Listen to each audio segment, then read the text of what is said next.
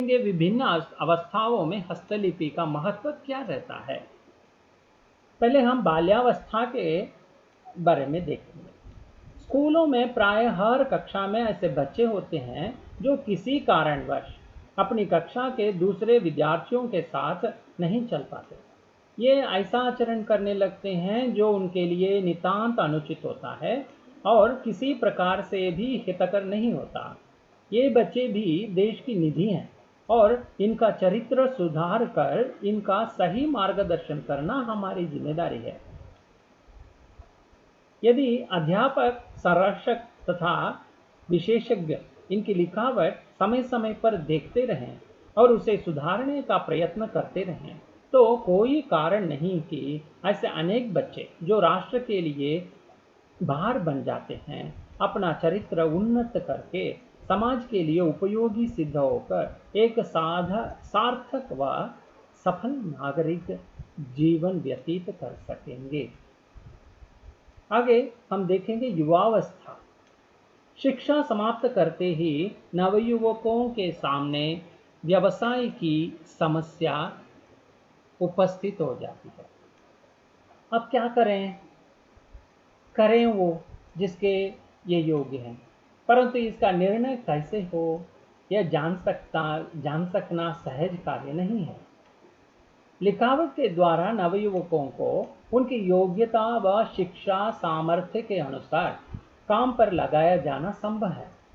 अपनी योग्यता के अनुसार काम मिलने पर वे नवयुवक निश्चय ही अच्छा और उपयोगी कार्य प्रसन्न चित्त और उमंग से कर सकते हैं।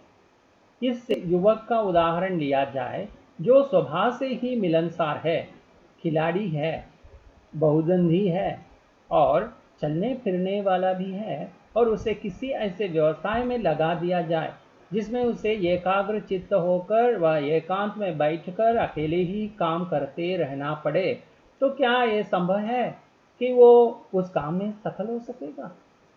ऐसी परिस्थिति में उस युवक का दम घुटने लगेगा और वो उसमें से जल्दी निकल भागने का प्रयत्न करेगा।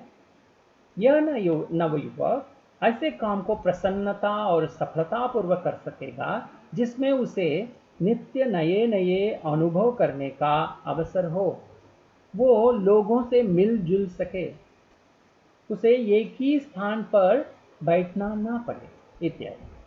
इस प्रकार के अनेक लक्षणों का विश्लेषण हस्तलिपि विज्ञान द्वारा कर सकना संभव है, जिनसे नवयुवकों को व्यवसाय संबंधी उचित सलाह दी जा सकती है।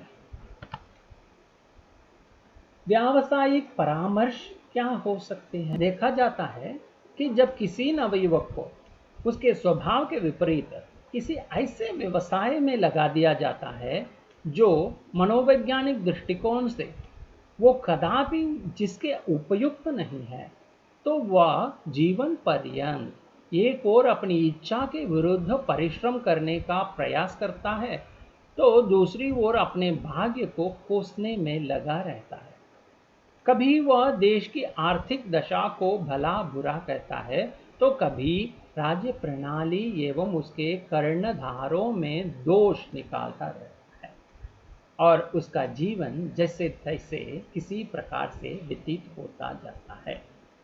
पश्चिमी यूरोप के देशों और अमेरिका ने इस विज्ञान का प्रयोग अपराध की छानबीन और अपराधी प्रवृत्ति को सुधारने के काम में भी किया है, और जहां अवसर मिला है उन्हें इसमें सफलता भी मिली है।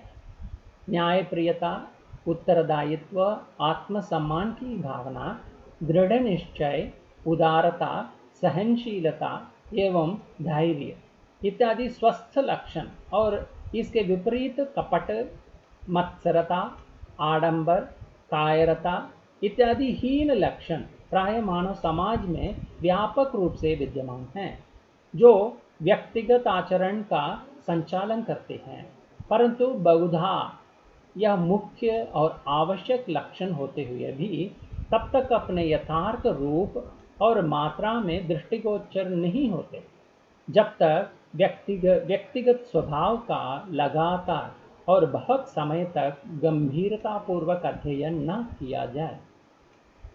ये स्वस्थ अथवा हीन लक्षण आचरण के द्वारा ही दृष्टिगोचर होते हैं। हस्तलिपि व्यक्तिगत आचरण का छपा हुआ रिकॉर्ड है, जो जैसा एक बार छप जाता है उसे मिटाना अथवा बदलना संभव नहीं हो सकता, और इसको समय समय पर पुनर्निरीक्षण के लिए भी प्रस्तुत किया जा सकता है। हस्तलिपि विज्ञान नूतन अवश्य है, परंतु अनुसंधान और प्रयोग के क्षेत्रों में यह अपनी उपयोगिता पूर्णतया बार बार सिद्ध कर चुका है। पिछले महायुद्ध में अमेरिका की सरकार ने अपनी सेना के लिए विश्वस्त पदाधिकारियों का चुनाव और उनकी नियुक्ति जैसे कठिन कार्य की पूर्ति के लिए इस विद्या को महत्वपूर्ण स्थान दिया था। हस्तलिपि द्वारा उच्च पदाधिकारी अपने विभागों में नौकरी के लिए चुने जाने वाले व्यक्तियों की उपयोगिता या अनुपयोगिता जान सकते हैं। यदि मनुष्य के व्यक्तित्व के महत्व का संबंध उसके कार्य से है, तो सरकारी नौकरी में उत्तरदायित्व को बहुत ऊंचा स्थान है, और कौन सा व्यक्ति किस स्थान के लिए उपयुक्त है यह बहुत बड़ा प्रश्न है। इस प्रश्न को हल करने का अभी तक कोई विश्वसनीय साधन उपलब्ध नहीं है। यदि सही पद पर सही आदमी नियुक्त हो सके तो हमारी अनेक समस्याएं सुलझ जाएं, जिनके कारण जीवन कठिन हो रहा है।